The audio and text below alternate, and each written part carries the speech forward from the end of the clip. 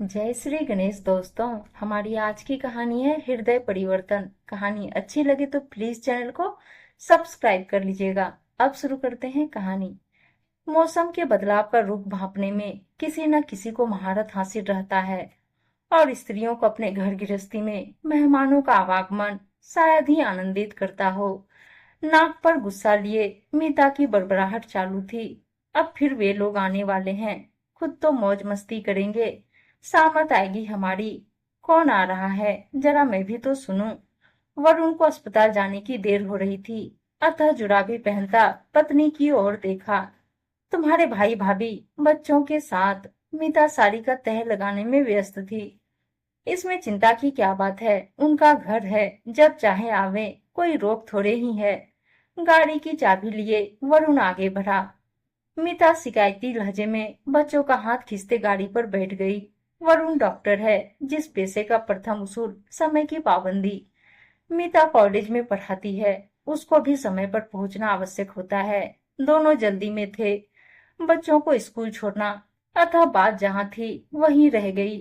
2 दिनों के बाद बेटे बेटी की वार्षिक परीक्षा शुरू होने वाली है।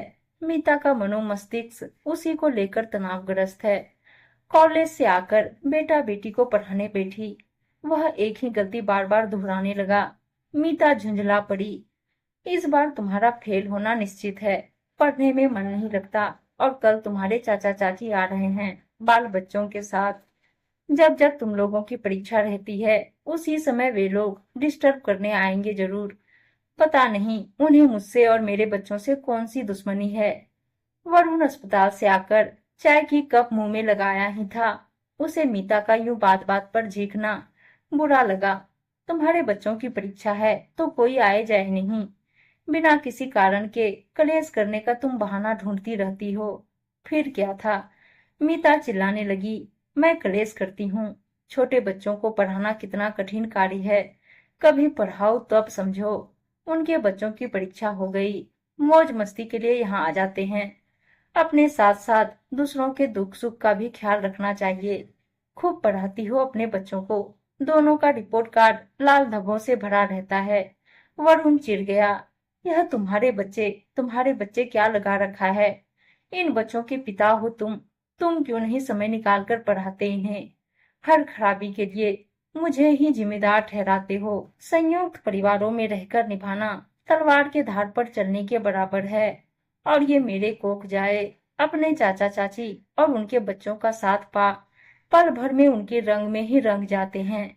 शैतानी में आगे अभी थोड़ा पढ़ रहे हैं, वह भी चौपट हो जाएगा। मीता हार मानने वालों में से नहीं थी। दोनों ओर से आरोप प्रत्यारोपों का तीखा प्रहार होने लगा। बच्चे समझ गए थे, यह गृह युद्ध तुरंत खत्म होने वाला नहीं है। अतः पहले बेटा धीरे से खिसका और उसका अनुसरण करती नन्ही भी पीछे पीछे चली गई। मीता बहस करते करते रोने लगी।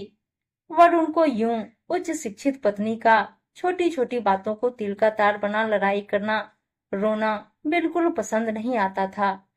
पत्नी के स्वभाव की यह सबसे बड़ी खामी थी।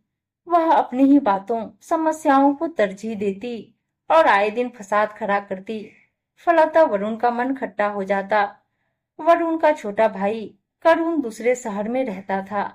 जब भी बच्चों की छुट्टी होती या तीज त्योहार होता, वह सब परिवार यहाँ आ जाता। उसके आने से घर में रौनक आ जाती। वृद्ध माता पिता खुश हो जाते। करण की पत्नी सुंदर शांत स्वभाव की थी। जब तक रहती सास ससुर के आगे पीछे करती रहती, पूरे परिवार का ख्याल रखती। उसके दोनों बेटे कक्षा में प्रथम आते। वह परिश्रमी, खुश मिजाज और रिश्तों को अहमियत देने वाली लड़की थी। फलतः सबकी प्यारी भी थी। लेकिन मीता से उसकी घनिष्ठता हो नहीं पाई थी। मीता को अपने उच्च शिक्षा कॉलेज की नौकरी, पति का डॉक्टर होना, सर्वश्रेष्ठ का घमंड की अहम भावना कूट कूट कर भरी थी। वहीं देवरानी नुपुर साधारण परिवार की ग्रेजुएट कन्या थी। उसके पति की हैसियत भी ऊंची नहीं थी, लेकिन दोनों पति पत्नी अपने सद्गुणों से सबके चहेते थे। उनके बच्चे मेधावी और अनुशासित थे। यह सब मीता को फूटी आंखों भी नहीं सुहाता था। मीता को आज कॉलेज से आने में देर हो गई। वह भीतर ही भीतर कुर्ती लड़ने का प्लॉट तैयार करती झुंझलाती गृह में प्रवेश किया।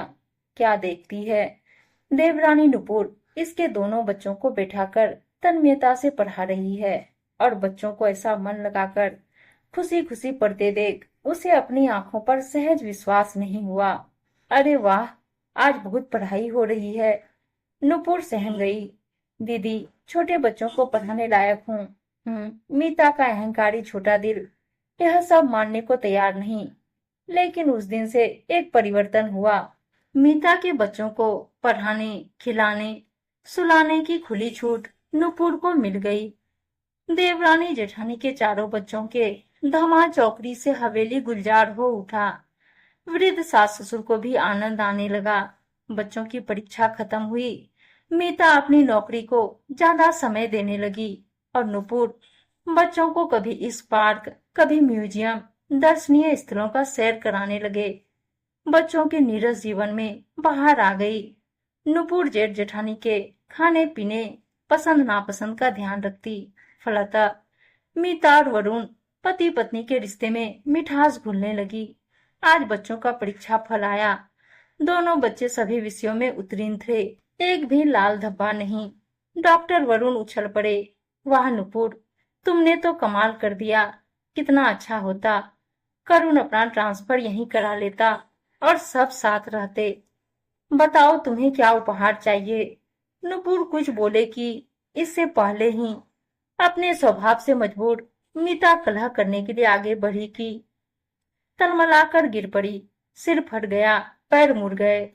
पति ही डॉक्टर थे। तुरंत मरहम पट्टी हुआ, बेड रेस्ट अलग से। दीदी, आप ठीक है ना? चिंता ना करे, मैं हूं ना, सब संभाल लूंगी। दर्द और नुपुर की नेक नियति से मीता जल उठी। मन ही मन बोली, पहले बच्चों और अब पति, सब पर इसने काला जादू कर रखा है। मीता को देखने उसके माता पिता आए। उस बुजुर्ग दंपति ने जब नुपुर का निश्चल प्रेम, सभी के दुख सुख का ख्याल करते देखा और अपनी बेटी मीता का झूठा अहंकार, बिस्तर पर पड़े पड़े पैंतरेबाजी से वे द्रवित हो गए। मीता, तुम किस्मत वाली हो जो तुम्हें इतना सम्मान करने वाला पति, प्यारे प्यारे दो बच्चे, चिंता करने वाले सास ससुर और इतनी समझदार, एक पैर पर तुम्हारे, कड़वी बोली के बावजूद भी तीमारदारी करने वाली देवरानी मिली है। मगर माँ, मैं ज्यादा पढ़ी लिखी हूँ, हम दोनों ज्यादा कमाते हैं। मीता की हेडेक कम नहीं हो रही थी। पढ़ाई लिखाई, ज्यादा कमाई अपनी अपनी किस्मत है। अतः परिवार और रिश्तों से इसको तोलना कहाँ तक उचित है। अभी भी आंखें खोलो, तुम्हारी देवरानी हीरा है। जोहरी बनकर उसे गले लगाओ, प्यार दो, सम्मान पाओ।